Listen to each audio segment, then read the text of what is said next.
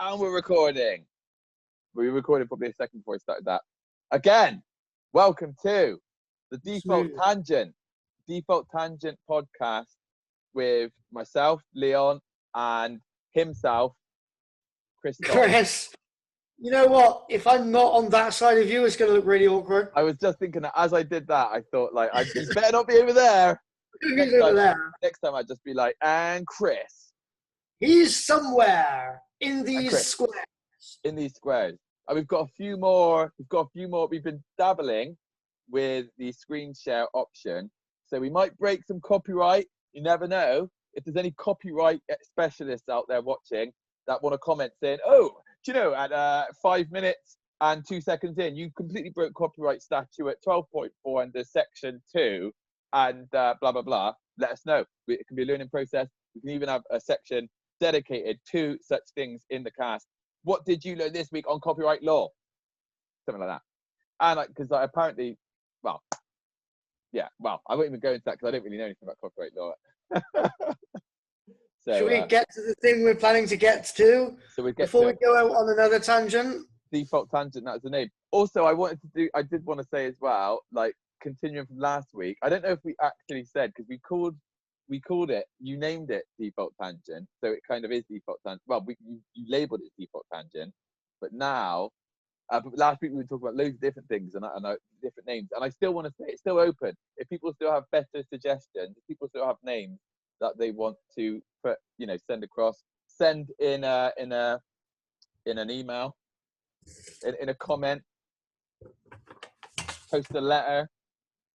Then get my address out on the world, mate. Feel free to do it yourself, but we could have a PO box. Send it to YouTube, and they can send it to us.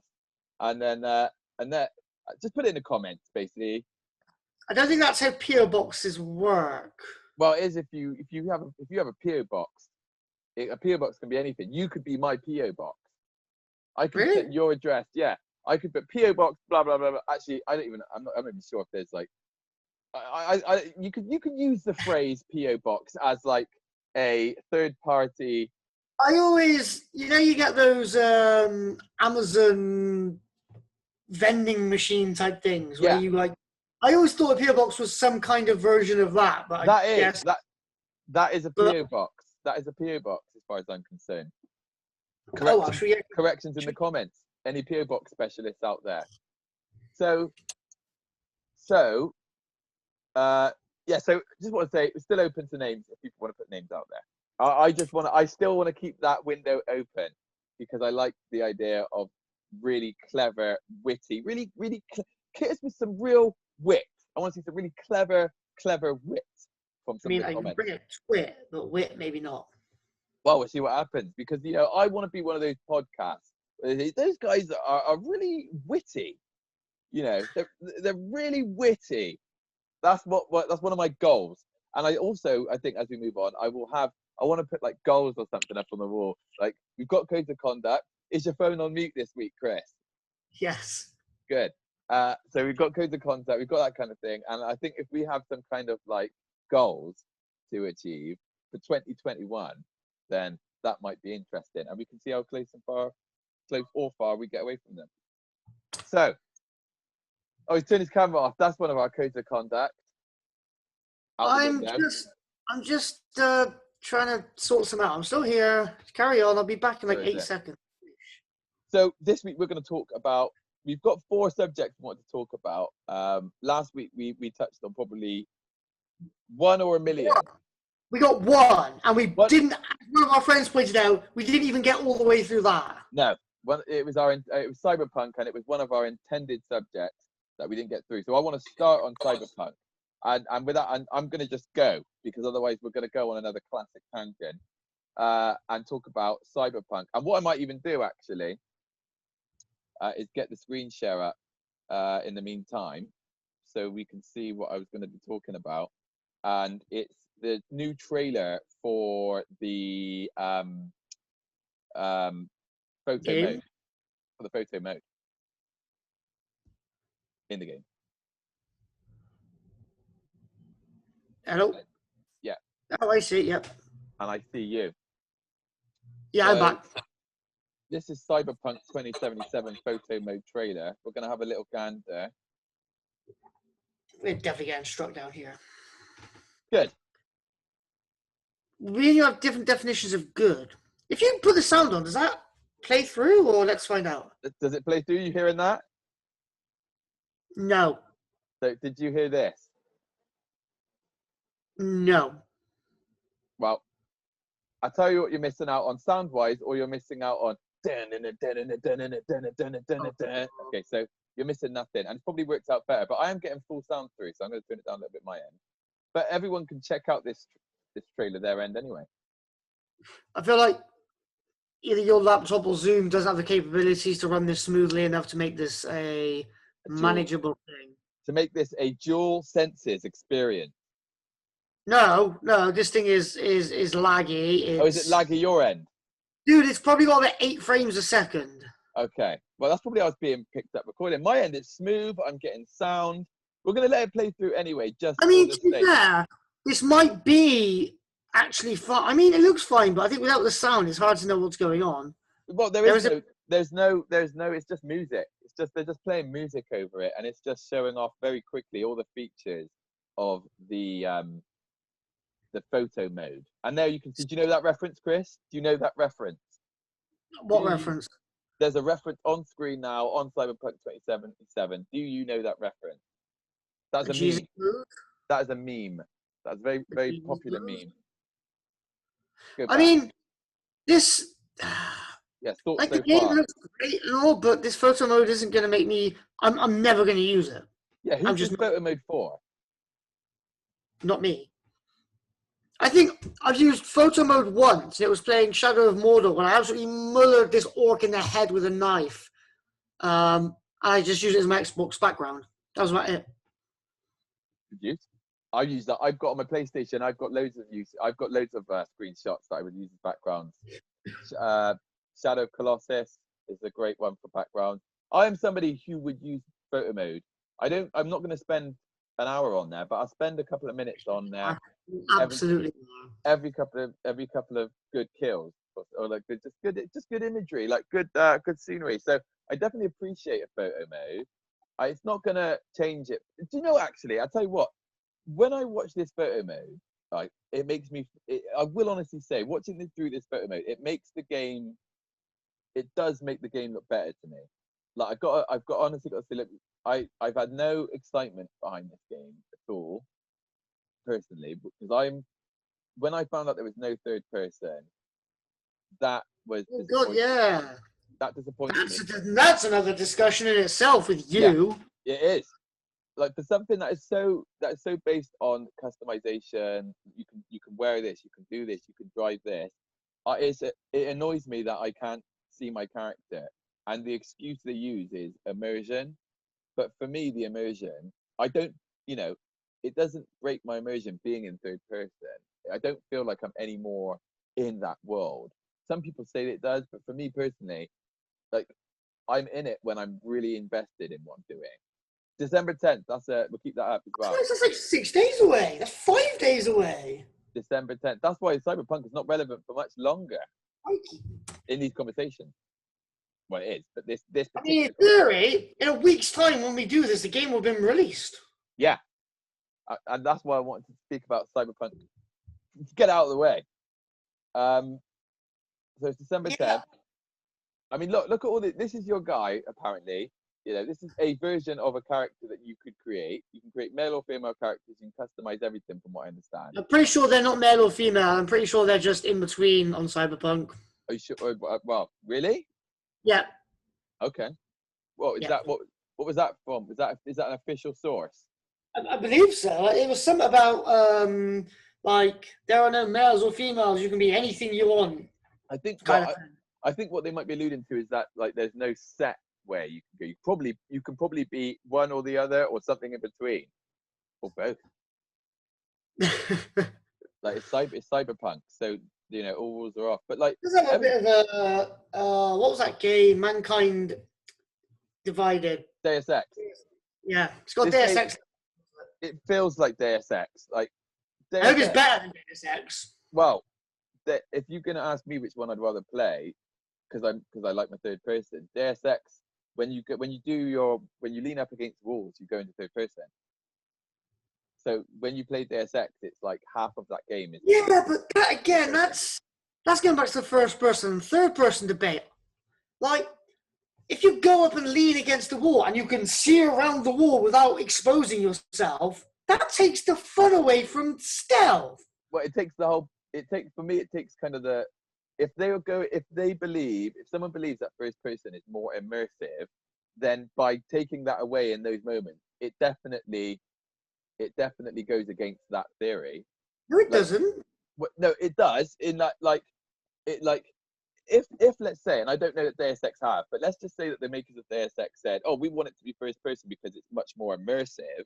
But then when you go and lean up against the wall, you're in third person and you can see around the corner and look at your character, then that would make them hypocrites. But I'm not saying they've said that. So what I'm saying is, it doesn't break immersion for me. But if the whole purpose is, oh, you've got to be in first person. Yeah, but you don't like first person. So what I'm saying is, if I'm in a first person game and I'm trying to be stealthy, I like the feeling of being vulnerable when I'm looking around a corner. Because otherwise, it's like I'm playing Watch Dogs at the moment, and that's third person, and you hide behind a wall, and you can see people, and it's like there's no challenge here because I can just see what they're doing and kill them without them knowing I'm there. Is this way like cover shooters? I mean, I'm not a big shooter fan anyway, so that's not a good example. I would say you're a big shooter fan. You play Call of Duty. I play Call of Duty for the social aspect. I never play Call of Duty on my own. I only ever play with friends. So I think that it's like, for me, the purpose of leaning up against the wall is a tactical thing. For me, it is not about so much as an experience of tension as it is, I don't want to get hit with bullets. So it's purely tactical from my perspective. Because if you're playing something like... But then you know when it's safe to look out. There's no risk there. Well, there definitely is. Like, for example, like Division is the best example, right? So Division 2, all of the combat pretty much is cover based. So you're in cover and you've got the option to shoot blind fire, right? Or you can look up and shoot. So if you are behind cover and there are like 3 guys in front of you, right? One of them at least is a heavy gunner, and they are pinning you down. If you stick your head up, like, you're dead. So the whole idea is to be able to move, is to change position. Ideally, if you've got somebody with you, create a flanking scenario where you take the cover off of you, you take the suppression fire off of you, and then you're able to move around and flank and stuff. Why are you shaking your head? But you can see them. You can see that they've got you pinned down. You know when it's safe to move. If you're a first person behind a wall, you've got to put yourself in danger to know where people are. It's a completely different gameplay aspect. There's always this, right? So, like, there is the added aspect of, like, when you're in cover, if you cannot see around the corner, you kind of know when it's safe to go because the bullets stop coming on. Yeah. You know what I mean? So, like, but you still get that in the third person. It's just that you can see them stop and shoot. You could say, oh, they might still be aiming at them all, but, you kind of know. You kind of know. But it's a thin, I mean, I'm not even opposed to, like, completely... I don't dislike first person as much as I dislike having the option to go third person. Because as I've said before, there are games where I will jump in and out depending on... If I'm looking around on a table, first person is going to be more practical. Yeah. If I'm walking around PUBG is a good example of that. It's one of the only games where I would flip between the two for specific reasons. Yeah, what's this? What game? PlayerUnknown's Battlegrounds. Battle Royale. Yeah, perfect example. So exactly the same. If I'm in a house, I'm searching for stuff, I'm in first person. Wait, you played PUBG? What's this? You played PUBG? I was on PUBG in the beginning. I actually got kind of... You got a hipster over here. Yeah, mate. I was there I was there before it was cool.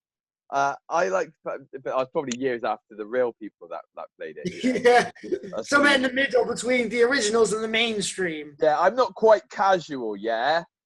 But I But yeah, I played it when it first came out on Xbox at the very least. And someone in the comments was like, huh, I was playing it in 2001 when it was in beta tested stick mode on Game Boy.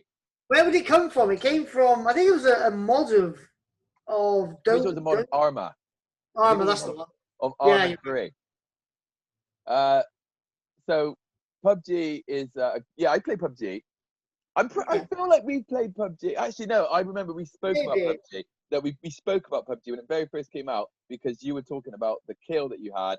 You got to the end, you didn't win, but you got to the end with nothing, and with no weapons or anything. And I remember we were talking about that. That's like the second proudest moment. Maybe top 3. It was relatively impressive. PUBG. I hate how in the end you just came out and were like, "Here I am, kill me then." I would have at least tried to kill him. At least do something. They were the other side of the circle. To kill them, I'd have to run up to them naked and just punch them. Two people that have guns. That would have been so much more epic. I think they would have been so shocked that you might have just pulled it off. So, Cyberpunk 77. So Cyberpunk 77. It's for something with so much customization. Apparently, I mean, we don't know how much customization there is, but for something with customization, I want to be able to. It just feels like a waste to not be able to see that when I'm walking around. Like, when do I get to see that? It seems like only when I'm customizing the person or when I'm photo moding, which is what I think the trailer is all about. This is for the people that don't have third person. You can stop any time and look at your character, which is something, but it's not enough for me. This doesn't entice me. No question. I thought it was a collar, but the more I look at it, the more I have no idea. But what the hell is around his neck? Yeah, so I think this thing around his neck here, because initially I thought it was part of this coat as well, and like I still kind of do. Scarf that heats up your neck, like a thermal scarf. That could be that. I don't think it's that. I think you got these little jacks. Can you see my mouse? Yeah. I think you got these little jacks here. I think this could be some kind of safeguarding device. So, like, if you want to jack into the system, right? Jack in, like, you want if you just go jack off of the system. Yeah, if you want to jack off the system. So if you jack in, why have you got to bring the humour down there, Chris? You set it up, man. Well, we're better than that. No, and I just proved that we're not, because I just instantly jumped for it. You jack in the system, pow, and what happens is, oh no, there's a virus in the system. Oh no, they're infecting my brain. Boom. So this, I think, is some kind of safeguard. This is some kind of, right, I'm going to jack into the system. Oh no, it's a virus. Bang. My safeguard protected my brain. You've never seen Ghost in the Shell, presumably. I've watched the Scarlett Johansson one. Oh. You've never seen Ghost in the Shell. So basically, I will never go further about that film. It doesn't exist. So basically, that's something that happens in that. What's that? I get the premise. Yeah, it's a shit film. I try not to swear in these podcasts, but sometimes if there's blasphemous things, I must blasphemize. I must blaspheme. I must blaspheme. So anyway, Cyberpunk 2077. I think this trailer helps in that it's something extra. It gives us a chance to look at some more features. But really, does it make you want to buy the game any more than you already do? For me, probably not. No, in fact, definitely not. I'm not buying this game. Although I saw an extremely interesting video. I saw it on my phone. I will actually give a shout out to the video channel at some point today, because it was a good video and they've only got a few subscribers, so I don't know if they've had to start a new channel or what. But it was basically talking about their theory for Cyberpunk having a third person, and this sounds really plausible. They even said, I don't think it's going to happen, but it's plausible and I think it's a good idea. And I think it's a good idea. It's effectively, you've got all these different things, you've got all these different perks, and there in one part of the game, in one of the trailers, I believe they featured a kind of droid, a little robot that you could use remotely and connect to and see what it's doing, kind of like Watchdog type deal. And that's obviously going to happen in a game like this. I mean, it's almost a given that you can do things like that. So what if there was some kind of like partner droid, like hover droid that would just like that you might use for like news programs and stuff like that, like a portable camera that floats around you that you can connect to at any given time. So you can just have it there behind your character, and you're walking along, and it's like an and they wanted to Invalid reason for a third-person yeah, view. an actual justification in game of a gaming system or an engine, and that keeps the immersion their end.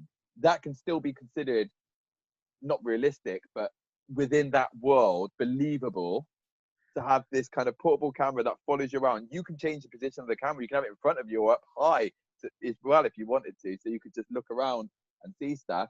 And even then, have a stealth mechanic attached to it, so that it doesn't even need to appear on screen. People don't even need to see it. And that is, there you go. That is a justified third person in Cyberpunk. I really hope they. That's not going to happen. Nah. If that happens, I'll buy the game. If that happens, I'll buy it. All I need actually is a third person, and this game, I'd be all over it, because you create your own character. I love cyberpunk type things. I love futuristic type science fiction dealios, you know, a la Blade Runner, that kind of thing. If this was third person, I'd be all over it. See, I will probably end up playing it, because my poor friend who I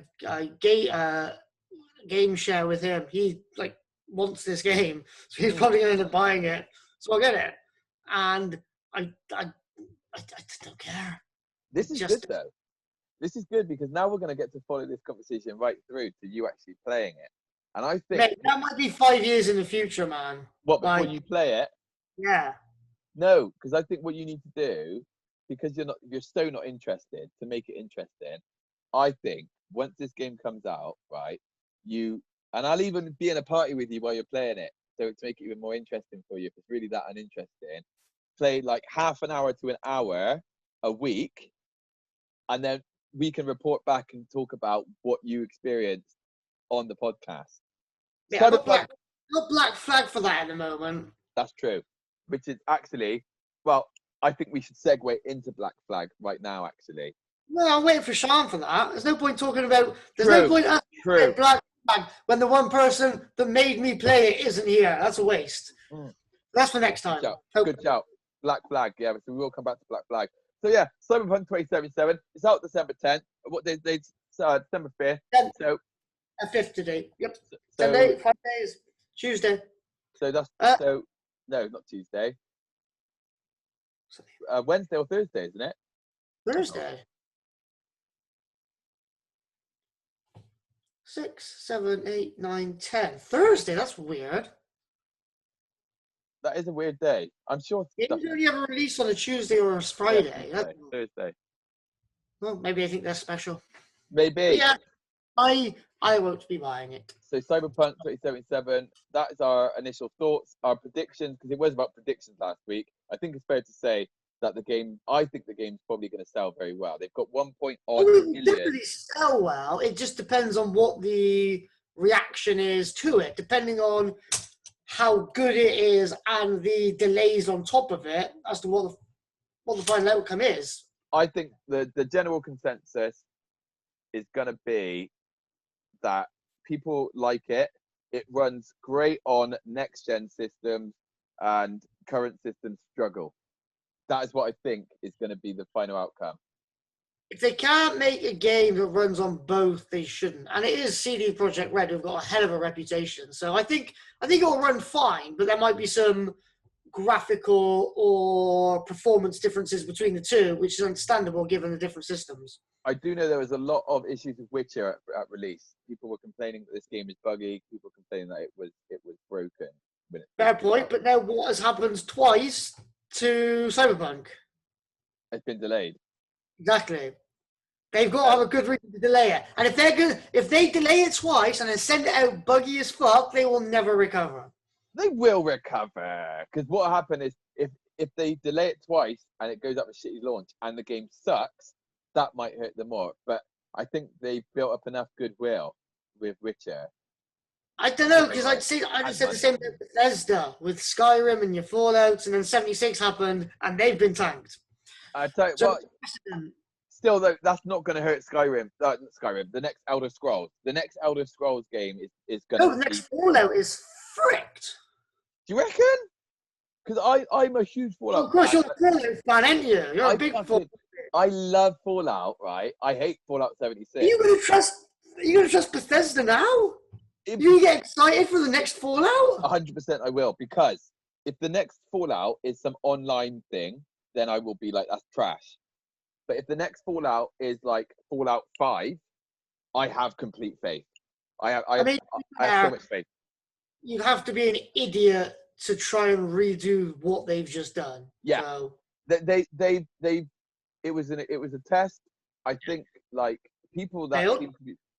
I mean, I think it failed. It didn't succeed. Yeah, I don't think we can look at it as a success. More sales, bad DLC pre-orders, dwindling fan base after a month. Like, it was not a success by any metric. I think the fans like me know, or at least Phil we know, we believe that Fallout 5 will be great, and I think Elder Scrolls 6 now, is it Elder Scrolls 6? Elder Scrolls 5 Skyrim, yeah. 4 Oblivion, 6. Yeah, so Elder Scrolls 6, I believe, because those games for me, Fallout 4 was so good for me. I think it was good in general. Like, it had a lot of issues, but man, that game is an experience. So love that, and I'm all about that. So I believe. I also think we should move on to the next subject then. Yep. How far are we in so far, time-wise? How long have we been going so far? 26. Okay. 27. Okay. I think we have given Cyberpunk sufficient attention.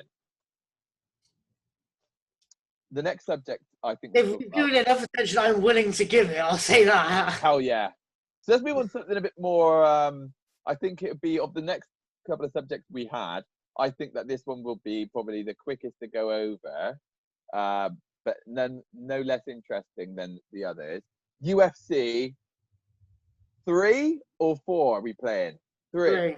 We're playing UFC 3. UFC 4 is released, isn't it? Yeah. Okay. It's back in late autumn. Okay, so UFC 3, we've been playing it. I was extremely reluctant to play any EA UFC game because I'm a big fan of what I still feel is the best UFC game. Actually, I don't know, because I haven't played 4. But what I still feel is the best UFC game up until 4, potentially. Because I think, basically, the game I'm talking about is UFC Undisputed 3, which was on the 360 and the PS3. I have held that game up as one of the best fighting games of all time, and it's one of my favorite fighting games. And so I was reluctant. I didn't think the EA could replicate that, and I still don't know if they can. But me and Chris have been playing UFC 3, it's on Games Pass, and it's pretty good. It's pretty good. I gotta say, it's pretty good. The two features that make it, or I'm just trying to think if there's a few other things. There's at least one feature that I love, and it's stand and bang. Stand and bang. It's basically boxing with kicks. Kickboxing. Boxing with kicks. So it's basically kickboxing, because I don't mind the ground game. You're just really bad at it. I'm not really bad at it because I've been practicing it and I've looked at it and it's all right. But there's a couple of situations that to me feel almost broken. Almost. Like if you're like full mount and you're like laying them on, I feel like there is no escape. And in some scenarios, maybe there isn't. But it's like I got to then sit there for like 30, 40 seconds, it feels like, just taking punches and not being able to do anything. Well, my keys that come up on screen are all grayed out. So, and on top of that, my controller with the mic port, the L1 is damaged, and I had to like glue it back in a particular way. So like I can't be going crazy on my controller, you know. But that's no excuse. We will go back. We will do more ground game, but yes, we will be. We will do more ground game. Yes, we will. But my favorite mode by far is stand and bang. Stand and bang. You know, stand up, kickboxing, fucking love it. Sick. So I love that feature. I feel like the striking is solid enough. You know, I think that there's an emphasis on, like, I feel like they want you to position yourself in a way to get the most out of each strike. So Oh, God, there's definitely. It's not something I have the ability to do because I just don't seem to have the reactions to counter other people's things. But there's definitely benefits to striking at certain times and certain positions. 100%. It's not just a button masher. If you button mash, you will lose. Yeah, it's very much designed against that. It does come across to me. It's not trying to be a fighting game. It's trying to be a simulator, I feel. And then, like, they've you know, so if you're kicking with your right, you know, if you're leading with your left, it seems like that's what they want you to do. They don't want you to just be flying in there with any old strikes. So I love that. I love that about it. And that's all we've really done, really. We've just basically had a load of fights. I haven't done any career mode. I haven't created any fighters. It's all right. And I don't watch MMA I don't watch MMA that much. I used to, but, you know, it's not something that I'm that into. So for me, it's a good game. And to keep my attention, even though I don't really like MMA that much. The problem with watching UFC is you literally don't know what you're going to get. You're either you could get 5 minutes of takedown attempts and submission attempts and fucking blocking, you know, when they put their hand out, or you get 30 seconds of crazy punching and a knockout. And you know, I don't sit through 15 minutes of people attempting to take each other down. This is it. Like, I kind of feel like I'm not so into it that I can differentiate between different matches. You know, some people can watch it and they'll be like, this match was great because of this, this, and this match was so much different because of that, and the other. And for me, I very much see the same thing. So it's like, if I've got a card with 6 or 7 fights on it, I don't know any of the fighters, and I'm not so into it that I really know what the hell's going on. So I'm just like, cool. Yeah, I respect it. So yeah, so UFC. So more on UFC as we go. I am getting steadily better. I think. Well, we'll keep a track of this. I believe our current wins and losses, or at least our current score, I think, is Christine. Christine. It's been like you would say Christina Aguilera. Then there was a Christina. Christine has. I think it's because I say Chris has. Yeah. I know, but that's what I was saying. Christine has. I think that's what came out. Chris has 17 or 18 wins, I believe. 19. 19, and I It have. was 18, and I beat you yesterday once. Okay, so I have 3 or 4. I'm pretty sure you're more like 5 or 6 at this point. Okay, cool. So we'll Definitely above 3. The goal is by the end of 2021, or by at least we play another UFC game. In 2021, Jesus Christ. Will we still be playing it in a year? I think we will. I think we probably will, because you've been playing it for years anyway. Oh, yeah, do you know what? In that time, I think in the next year, the new one will probably come out of Games Pass. Maybe. I mean, that one, I think 3 was out for like 3 years. I think 2018. Oh, maybe 2 years. Oh, but they've been pushing this game. They've been pushing Games Pass so hard now. Plus the EA Play as well. Yeah, I think that we're gonna see it. So until we play UFC, we'll keep score this until we get to the next UFC game, and then we'll change that, reset, and we'll do a new season. But for the time being, the score, as we get more sophisticated as well, at some point I might even be able to put like numbers on screen. But for now, we're just going to say, I could do that. I know how to do that. I know how to do that. But anyway, so now the scores as we stand are 19 to Chris, and let's just give me 5. Because if I find out it's 6, then that's going to make me look even better when I do it next time. So, UFC. Next thing I wanted to discuss, did you have an option for the next 2 topics? Did you want to talk about something, Chris? Can you see that? I cannot. No, never mind. Hold on. Yeah, carry on. Actually, no, do it again.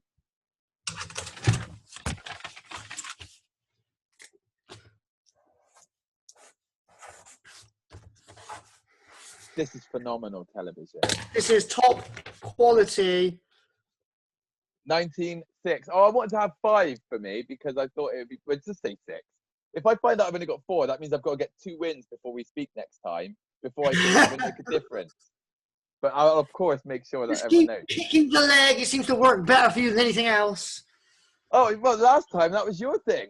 That when we first started... That was well, to get you onto the ground, to work on the ground and pound, not to knock you out. Well, I'm getting good at my Punch legs. your head at 6 times, nothing. Kick me leg twice. Oh no, I died. Anyway.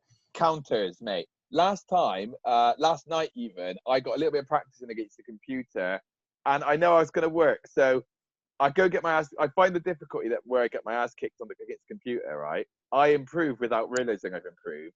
Play you again, and like, oh, I'm better than I was last time. Go back against the computer, get my ass kicked, and feel like I'm shit than I was. Play against you, and hopefully maybe I'm better than you next time. I don't know how well that works with UFC. 'Cause I know with FIFA there is a world of difference between like the hardest computer difficulty the hardest computer difficulty is probably easier than one of the lowest FIFA real players. Because Yeah. you play a computer and you go to bed and it's just different. It's hard. You can't explain it. It's intangible, but there's a difference. Most of the time, the computer will they'll have a pattern. AI, they'll have an algorithm. Like Battlefront, like we're playing Battlefront on co-op. We know that the AI, they're going to attack A or B, and then they're going to focus on, they're going to do A, and then when it eases off, we just know they're going back to B again. But if you go online and play against people, it's just a rush of just frenzy, isn't it? No one's even coordinating. When you're playing against the AI, they're coordinated. So, and because of their coordination, they're actually easier to fight, ironically. Although yesterday I did have a go on rookie difficulty, because I was playing my little boy, not because I want to play on rookie. On UFC? No, on Battlefront. Just a 1-player rookie difficulty. Like set up a quick match, and we let them get on top for one bit, and there was no coming back. They were like a rush. It was like a friend. Yeah. We couldn't even get close to the thing again, and that was on rookie difficulty because we'd given them the ground. There was no bringing it back. So yeah, so maybe that coordination does actually work. Who knows? It's a bit like that part where you were like this close to beating me with leg kicks, and then just got way too cocky and one knockout down. That's what happened. One slip, take you off the ball for 1 second, and then have you. So what did you, of the next 2 subjects that we had written down, do you have a preference? Not really. Okay, then I think because this is the way. This is the way. Oh, that could be a good segue. That could be a good segue. But it wasn't until you said that. It will let that be the segue. Mandalorian. So Mandalorian. I am on episode 5, season 1. Jesus Christ, you got quite far in 2 days. I did. I told you, man. Like, well, I don't like to do too many things at the same time. Although I end up frequently doing that. But I usually dedicate a day to the one thing. So yesterday was mostly dedicated to Mandalorian, to be fair. So I would have got an extra episode in, but a friend rang me last night, and I mistakenly picked up the phone because I thought it was someone else, and he was drunk. So he was on the phone for an hour, and I bet you he doesn't even remember the phone call. It was so annoying because I was like, that would have been an extra episode. I'd be on episode 6. Ew. What's an hour, 2 episodes possibly. Maybe. So I've started watching another one this morning anyway. So I think I'll be on episode 6 at least by today. I mean, there's only 8 in the series, so yeah. you almost did. I'm gonna catch up because like spoilers are rife on my phone. If I go to Google, I get a load of spoilers. If I go to YouTube, I get a load of spoilers. So I've actually been like avoiding. Like as I go through my phone, I've even been like, don't want to know. I don't really know. Like I don't know if there are any real spoilers in it because the information is so well known that I don't want to say anything to you in case you don't know it. I can't help but think I can't help but think there isn't anything that you won't already know. For me, it's more about particular instances. So it's like episode 4, I think it was.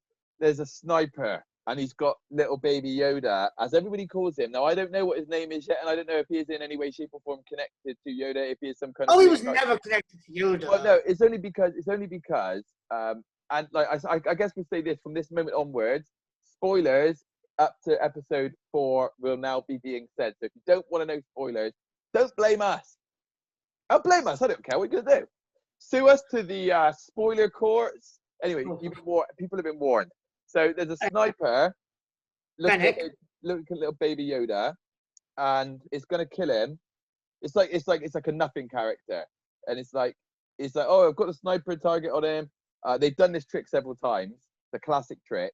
Oh, the sniper's on him. It's going to kill baby Yoda. The camera comes out and it's like looking up at some forest. Bang! And all the birds fly up into the air. Oh, no! That's that episode where he goes off to that little fishing planet. It's Samurai 7. The walker. Yeah. The little walker. It's a good episode. I didn't like it, and then the more I think back to it, I really liked it. There's a couple of things they do which are very good. It's a massive... That's when he first meets Cara Dune, isn't it? That's when he first meets the woman, yeah. Or at least when we first meet her as a viewer, because he seems to know her already. No. They start off having a fight, and it's just like, oh, want to get some soup? Well, yeah, because they realized they were both sort of bounty hunter people, and they realized they weren't enemies. Okay, so they were. So they definitely didn't know each other before that moment. I'm pretty sure they didn't. Yeah. I feel like they knew each other. I don't think so. Because there's a bit where he's like, oh, this is so and so, and she used to be a thingy in the rebellion. Yeah, I think he deduced that from what she was wearing. I'm pretty sure he worked it out from something on her clothing, which gave away that information. Well, I'm going to be listening very tentatively. That's not even the word, but I'm going to have a lot of attention based on their relationship to see if we're right or wrong about that. But I don't really care because I don't really like her. She is kind of what I was dreading about this show, in that she is a very typical actor. I'm not, it's like, oh, look, she went to the same acting school as everybody else on HBO or whatever. Like, everything she says and does is just like, I am just watching any American drama right now. She does nothing for me. I don't know why she's on there. I was like, why is she here? Like, why? She does not. I get rid of her. And then you lose an important character. Well, we'll see how important she is. I don't necessarily dislike the character. I'm just like, why? I do not understand why she is relevant, because she's not like the Mandalorian's got something about him. I think it takes a certain. I presume it's always the same guy in the suit, right? And it takes a certain something to act through all that. He can't do facial anime. He can't do facials. He can't do any stuff. Same as lucha wrestlers. What's that? Same as lucha wrestlers. Yeah. In that, like, everything he does has to be his body, but he's not very. he's not very like that though. But I'm still able to tell if he's. You can tell if he's smiling under that mask. You can tell. Like there's a little moment where he's I can't remember exactly what he says, but it's almost like a thank God for that or something to that effect. And it's like there's a laugh to his voice, or there's a tone of kind of levity to his voice. And I just thought that's a nice little touch. His character is coming through. Or like when he's leaving the planet and like one of his other Mando friends is on a jetpack and he's like, gotta get one of those, and it's just like, oh, this guy's all right. Like he's not just a robot. Like this guy's got a bit about him. Or when they're negotiating with the Jawas and he's getting angry and he goes to flame them. And like, he's just like, I'll flame you, I'll do something. And like the mate kind of pushes him back and he kind of falls over a little bit. It's like, this guy is not so stoic that he can't have a little bit of a laugh. And that comes through. I think that does come out more as it goes on. He also becomes less. I was just going with the phrase set in his ways to avoid any sort of drastic spoilers, especially into the early parts of the second series, because you get more of his backstory. I think. What do you know about his backstory? So at this point, I know that he was a foundling, that he was rescued, And I take it. I get from that is why he sees a bit of himself in this baby Yoda. In that, like, I feel like he's protecting this baby Yoda because he kind of feels at this point that he came from a similar background. His family were killed, so say, and you see flashbacks of him as a kid, or we presume at this point that it is him as a kid, and he's being rescued, and then there's a super droid or a battle droid going to shoot him, and then bam. That's all we know. Yeah. You're not versed in Clone Wars, are you? Not well. It depends which Clone Wars we're talking about, because if we're talking about the animated show, no. What else would they be talking about? There's an animated movie. The animated movie is like the prequel to the series. Well, I've seen that, but not that. But there's another animated movie. It was done in like 5-minute sections on Cartoon Network years ago, and you put it all together and it's a film. And there were 2 of them, and it's set between, as you would imagine, well, it's set between episode 2 and 3, of course. And it's like it even goes into why like Grievous is always coughing. Like it even shows Mace Windu like grabbing him, and there's bits of Clone Wars pre-Disney that I know all about. But probably not canon now. No, it's out. I liked your term, out of canon. That made more sense to me than new canon and old canon. I hate the phrase new canon, because what's going to stop this canon from becoming the old canon? If we have new canon, then that means all canon can be changed to old and new, which means that there is no canon. So I like out of canon. Say canon one more time. No. I think I counted 7 in that little short burst. I'm sure I said it. Now all I can think of is Black Flag. Huh? Now all I can think of is Black Flag. Why? It's canon. Of course. Oh, I said it again.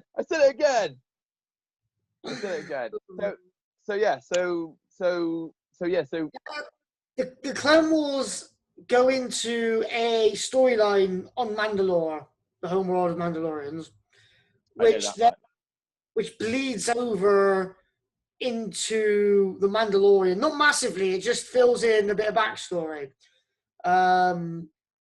Basically, without spoiling the Mandalorian, there's 2 sections of Mandalore. There's like Mandalore, and then there's a group called Death Watch. Yeah. And although they're both Mandalorians, they both love Mandalore. They have distinct views on protocols and the culture. And there's a big divide. There's a whole civil war thing in Clone Wars, especially at the end of season 7, which will feed into a little bit about the second series, or at least 1 or 2 episodes about it. I think that is something I'm going to watch as well, because August, my little boy, is going to be watching. He started watching all the Star Wars stuff. So we started watching Clone Wars, as well as like Rebels and something as well. So Rebels is set in the new era, set before the Rise of Skywalker somewhere. Resistance. Yeah, but it's not very good. It's very kiddie. I have 0 interest in watching that crap. Never seen it. What did I call it? I don't know. You said it was just new. I think I called it Rebels. It's not Rebels though. You did say Rebels. I thought you were talking about Rebels. No, I was talking about Resistance. Oh, yeah. Star Wars Resistance. There's also Rebels and Clone Wars. Yeah. I like that there's an animated series for each of the trequels. Each of the... Resistance is very kiddie. I hate it. It's the animation that puts me off. It's very sort of, I don't know, static and flat looking. And the way they move is horrible. The way they move is horrible. No, it's just like it's so goofy. It's like Scooby-Doo from the 90s. It's terrible. Although there's one funny scene where he's running away from stormtroopers, and they are like, their misses are so exaggerated. I'm like, these animators are doing this on purpose. They know what they're doing. This is funny. Like, there's loads of little callbacks to that throughout the whole of Mandalorian. There's an episode where they have to turn off, or they have to turn up some kind of computer thing. And to get to this terminal, it's out on a little walkway, and the bloke walks out and goes, "You maybe to go out there. There's no guardrail." Obviously, Oh, of course. and there's loads of stormtrooper shooting, and I don't know if you know, like the person who did the Clone Wars or was part of it is a guy called Dave Filoni. I've heard the name.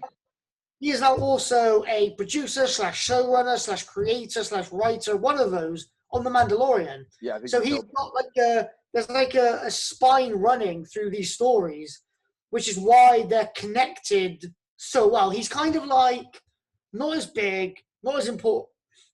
He's a what's the guy's name from Marvel? I should know this. You should know this. I know this. Fuck me, you should know this. I know you should. He's like Kevin Feige. He's kind of, yeah. Say Google it if you want. Kevin for the lower level Star Wars shows, and it's showing. Mm. Well, yeah.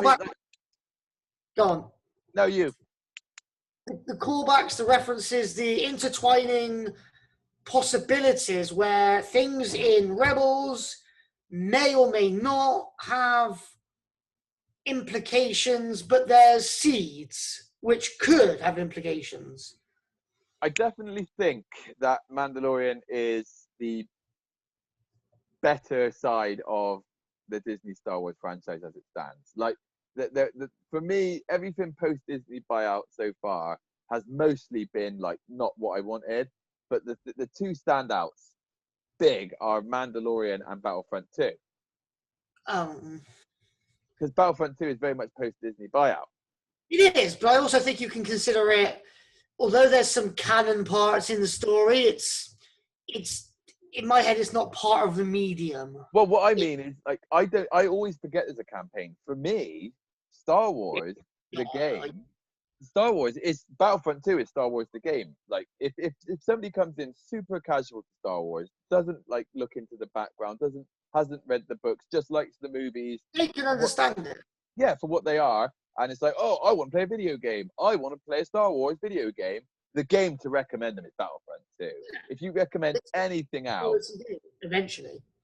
Well, if you recommend anything else, it's like they're not getting. It's not. They're going to see Battlefront 2 and be like, why didn't you tell me to play this? This is fucking Star Wars. I want to be Luke Skywalker and Han Solo and run around. Like when we were on there playing the other week, and we're Luke Skywalker, Han Solo, and Leia in the Death Star. It's like, this is Star Wars, man. Yeah. Like, this is pure, unadulterated, uncut Star Wars, and it's beautiful. So for me, Battlefront 2 is my. I'd actually say it's probably my favorite Star Wars game as it stands. Like Jedi Academy was always the one I picked up over the years, and it's still probably like my very close second. But it's because it's falling back in the times now. It's because it's like 17 years old now. Like it can't compete. As much as I love that game, man, and the mods, like, you know, no matter how good the game is, it will eventually succumb to time. Yeah, definitely. And if there was no Battlefront 2, I would still argue Academy was the best one. So I actually think I've played many. I've played Force Unleashed, but they're more hack and slash. They're less Star Warsy. They're just a fun hack and slash game set in the Star Wars universe. What I was thinking about, I think it was last night, when I'm driving or I'm in bed, I have my best thoughts and important thoughts because I can't document them anywhere because I'm driving or I'm sleeping. But I was thinking, right, like a Dynasty Warriors game as a Jedi in the Clone Wars, just running through, picking up clone troopers if you're a Sith, hundreds of them flying into it. It'd be great. What do they call these games again? Open world hack and slash. Yeah, there is a term, but there's a name. It begins with M, and I want to say Mushi, but I don't think it's Mushi. Okay, then I've got nothing. But it begins with M. I think it's Mushi, and it's they're all right, but they're nothing special, but they're good they're good fun. They're good fun. They're good fun. I think like because I've got a couple of Mushi games that I really really like, and 1 second, am I being called? Sounds like I'm being called.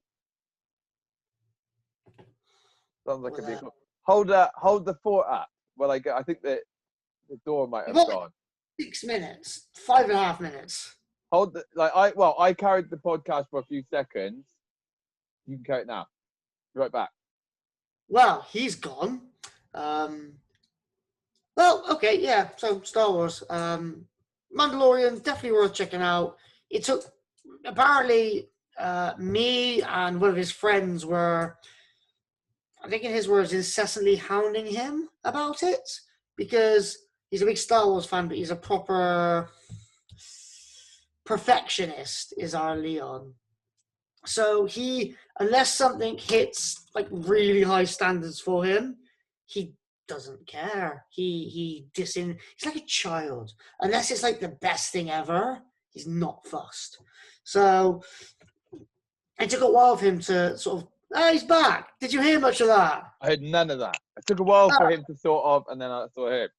Come round to the thought of watching The Mandalorian because he's a massive child, and unless anything's perfect, he doesn't care about it. I'm super critical. I'm super critical. I admit that.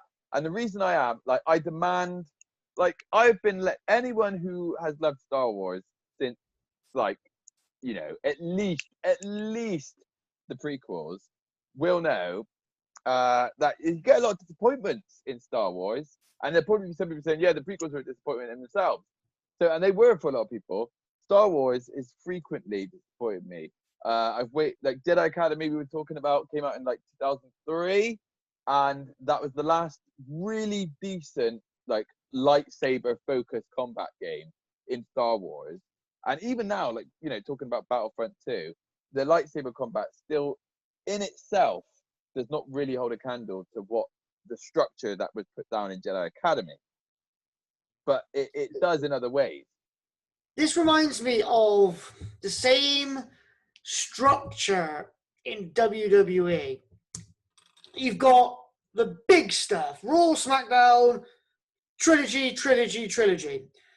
And then obviously the trilogies either side are of, at best, mixed opinion. What do you mean, the game? Further, no, like the films. Prequel trilogy, sequel trilogy, at best. Yeah. The further down you come from the big ticket item, the less the powers that be are going to be involved, meaning the people doing it have more control. And especially, as I said, Dave Filoni is a big Star Wars fan, you get more, I don't say more better, but you get better content. You more get better. Yeah, I was trying to think of something else. You get more concise, better, the less overarching control from above, the better things are on the ground. Oh, yeah. But then, I mean, that said, I'm sure that Battlefront 2 had, like, so much, like, that feels like a top-tier game. It wasn't. It took a lot of work to get to that yeah. point. When it first released, Obi-Wan Kenobi wasn't even a playable character. Yeah, and so many other things. Obi-Wan! The thing is, though, for me, there's still characters that aren't in there that I'm pissed off about. There's no Mace Windu. Yeah, that one's an odd one. There are later characters like Ahsoka that aren't in there, which I'd like to be in there, but obviously at a certain point that's quite late. I can understand there not in, but Mace Windu, he's one of the biggest of the prequel trilogies. Yeah. So much good backstory about his use of the dark side during combat, hence the purple lightsaber. It's great. Yeah, and I do feel that Palpatine should have a lightsaber. That does irritate me. I'd never be in. I can understand why he wouldn't. Because in 6 films, he used it once. But he used it so well. Once. No, he used it twice. At least. So he used it against Mace Windu and the other masters that he killed. Yep. Like was it Plo Koon? Yeah. Plo Koon. Kit Fisto. And one of the Twi'leks with the blue things down the back, but I don't think he was never given a big name. Yeah. Also, so he killed them. Then I bet there is a fan of his somewhere. I was going to say watching it, but definitely not watching it. There's a fan of his somewhere who's just like, he's the best character ever. Yeah, but that fan might be somewhere, but he's not watching this. No, definitely Anyway, go on then. Where's this other lightsaber? Because I guarantee you, I don't remember one. It's huge. Against Yoda. Was that lightsabers? I thought that was 4. it Are you turned sure? into force. It turned into force because he's so flippant with his lightsaber. He don't care about it anymore. Like he's just he's fighting. He is fighting Yoda in. Like the Count Dooku in Attack of the Clones starts off. Actually, that would be a swap. Dooku started off with Force, then went to lightsabers, and Palpatine and Yoda was lightsabers, then to Force. Because the big memory I have of that encounter is Yoda's walking in the door and just going, and the two guards just bang into the wall. And Big laughs in the cinema for that.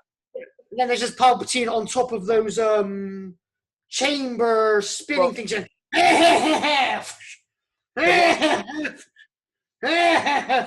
with a really creepy face. So what happens from memory is he walks into the room, bang, two guards go against the wall. Palpatine's just like, oh, you know. Palpatine hits him with lightning. He hits him with lightning. So you will not stop me. No, I think what happens is he goes to get out. He goes to run away. Yoda jumps in front of him. And he's so you will not stop me. He pushes Palpatine back into the chairs where he fucks over. That's really weird, like really straight. And it just looks so unnatural. Oh, it's brilliant. It's brilliant. Yeah, but it just looks so stupid. I love the way it looks. And then he rolls over the chair like ass over tit, which is hilarious. He goes all Joker at that point. Then he gets up, and I think he charges Yoda then potentially. And that happens in either how I explained it or slightly altered. But then he gets Yoda gets his lightsaber out, and he gets his lightsaber out. He flicks it out, doesn't he? They then get on that platform, and as it raises it up into the chamber, and then they're fighting, bang, bang, bang, and you even see, like if you look very closely, how Palpatine is fighting in that moment is very cool. He's still being all goofy, like falling all over the place, but like. I'll have to watch this in a minute. Oh mate, it's so great. Then what happens is, as the fight kind of escalates, I can't remember. I think he fires some lightning back at Yoda. Yoda might power back a bit, and he just kind of whoa. And I think he then decides fuck it and starts grabbing the fucking chambers. And then I don't think he ever picks up a lightsaber ever again. Yoda drops his lightsaber on that one. I remember that he drops it, and I'm pretty sure at that point you never see Yoda with a lightsaber again. Yeah. So I don't remember one in the original trilogy. But so I think like you can count 2 times, and then of course in the Clone Wars series. To be fair, you could even argue those 2 times were in one long stretch because it was all the whole taking Anakin on the side. But definitely 2 occasions though, because one was pre-Scar, the other one was fully Scar. Like he'd been to sleep between those 2 fights. You know, like days had passed. I think Palpatine slept. I can imagine there's some canon somewhere where Palpatine just doesn't sleep, like a vampire. Sleeps upside down. I could probably imagine that. He's probably always in a state of like regeneration. Yeah. So there's that. There was another point I was going to make on that. Oh yeah, Rebels. No, not Rebels. Maybe Rebels. I don't know. But Rebels and or Clone Wars, Palpatine gets his lightsaber out a lot in those, from what I understand. So I don't remember it being a lot. I remember there being a ridiculously good Darth Maul fight. I've seen clips of him fighting Darth Maul and Darth Maul's brother at the same time. Oh God, what's his name? He's in the Lego game. Oh God, I can never remember his name, but I think that's the same fight, and it is epic. Yeah, it looks pretty good. So that's what I'm kind of hoping for. Next week we should go through and just have top 3 Star Wars lightsaber fights. I am so down with a top 3 lightsaber fight. 100%. And for fun, I want to include, maybe not include, but I've top 3 official Star Wars fights. But there's a series of fights which I don't know if you've ever seen. Have you ever seen something called Ryan versus Dorkman? No. Okay. That's pretty unbelievable. That's pretty amazing. That's pretty. I was thinking, shall I share a screen and we could end the podcast on this? I think we're pushing for time as it is. We're over 1 minute and 5 now. 1 minute and 5? Yeah, 1 hour and 5. I was going to say 1 minute and 5. We've got at least 59 in us. Okay, yeah, so we've probably gone over time. Good though I didn't say 69. Anyway, so I'm still stuck on that Darth Vader's brother's name. That's bothering me now. Darth Maul. Darth Maul's brother. Darth Maul, because Darth Vader doesn't have a brother, so that would be hard to find. Oh, you're trying to think desperately now if Darth Vader has a brother. Anyway, Technically, he had like a half brother type deal, or like he was like a step brother. It was like his mum had kids with someone else. Because do you what remember a when whore. Anakin goes back in episode 2 to see his mum because she gets kidnapped by Tusken Raiders, and the guy Yes. looking after the farm was the guy who his mum married's son. So that would have been his half brother. Stepbrother, possibly. Well, same mum, same mum. Do we know that though, or is Uncle That's a good Owen? question. I just remember being a kid and being like, oh man, like Anakin's got to go save his mum. Like that guy's such a pussy. Like he can't go save his mum. It's like, you know. Oh yeah, man, that random kid over there. You know, should we send that random kids to this village full of murderers, or just hear me out? Should we send the fucking greatest force wielder ever? Ooh. At that time, he was just a Padawan. Still badass. Should we send the guy with the greatest force potential ever? That's more like it. Okay, so we've definitely hit our time. We'll save the next subject to the next time. I think the next subject that we did have left over may have. Like, I think I've got too much to say about it to fit in at the end. Anyway, I think I'd still be like, it's Pokemon. Oh, okay. Yeah, Yeah, there's plenty on that. Because I've completed 2 games now in the last couple of months. I've completed 2 games. I've watched some of it. I've looked into it. I'm in Pokemon hype mode. But there are things in there that I want to talk more generally about, and I think it's more of a starter conversation. That leads. Oh god, yeah, that could be at this moment in time. That could be a conversation. That could be an hour all on its own. Yeah, it could, because I could talk for ages just about one of the games. So. I could talk for ages about games, cards, collectibles, the amount of plushies I have in the spare room. On one last note, we found a load of Pokemon cards. You did? Yeah, we've got loads. Dude, We've let got me load. see. Yeah, let me I know. See. Stay on the cam after the recording because we've got a load, and I need to ask you about them. God, send me them, man. I know. I knew you'd get that. Well, so okay. So on that note, on that bombshell, we'll end it. I think if we're going, I've got a bet in mind. I had it in mind last time, and I'm going to put on the thing. This is for next week.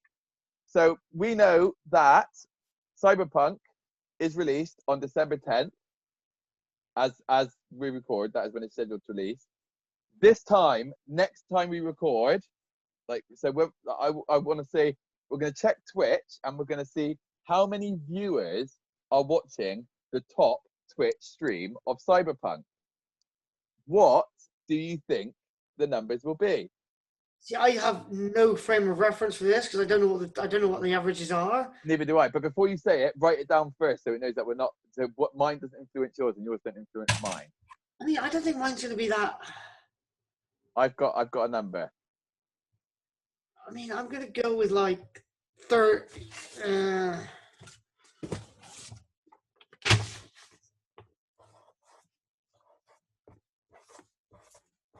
All right, I'm good. Okay. So mine is like what they do on another podcast I watch. They hold it up so like you really know, but we trust each other. So hold yours up. Actually, mine's 10,000. I got 33,000. Okay, I always went to there 33,000.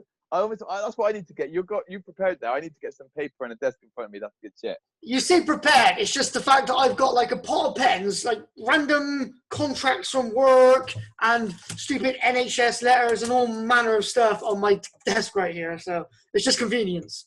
But as we move forward into 2021, I'm going to get a much better setup, and these podcasts are going to go through the roof in quality. It's going to be amazing.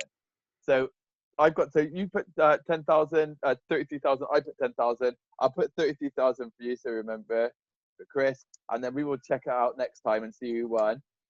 From then on, the winner of each bet will get to do either a shout out, video recommendation, or final word. And I think again this week we just do one each. I want to do a shout out too. I'm going to find them now. It was a little channel, and they were doing stuff on the Cyberpunk views, third person views, and I thought, you know what, that is not a bad little video. So it's called Dilo Gaming, CYLO. They've only got 38 subscribers as it stands. Maybe they're a new channel. Maybe they lost all the channels. Maybe they've been around and they're trying to get more channels. I don't know what's going on. But it's a good video. And the video is Cyberpunk 2077, third-person camera, hidden, unlock theory. And it's pretty Oh, yeah, that makes sense. It's a pretty good little video. So I wanted to give him a shout out because I thought he's not got a great. I mean, I've got more subscribers on my channel, and you know, and I haven't been doing a lot lately. And this guy seems to be pumping out some bids. So I thought, if it gets him one extra view, one extra subscription or view, go view before you subscribe. Don't just subscribe mindlessly, but do subscribe mindlessly to this channel so that you can get more views to this podcast. My channel. I know it's your channel. I've got more subscribers than you too, but I've got several channels, and the one that you counting Instagram in this, where you just have beefy muscle gym photos? I don't have beefy muscle gym photos actually. I've got a lot of wrestling on my Instagram, but that's not me. That's like my twin brother, so it doesn't really count. So It's like Rock and Dwayne Johnson. No, nothing like that. He's more attractive than you. And more successful and more talented and more everything. Smidge. For now. We'll see what happens. That's some friggin' optimism that is. Optimism? Optimism. So that's what we're calling this episode. Really, really happy octopus. Episode 2. Yeah. Episode 2. This is the end. Signing off. And I'll make sure I stop recording properly this time. Yeah. Goodbye, everyone. Just wave. Goodbye. Wave, Chris. Wave.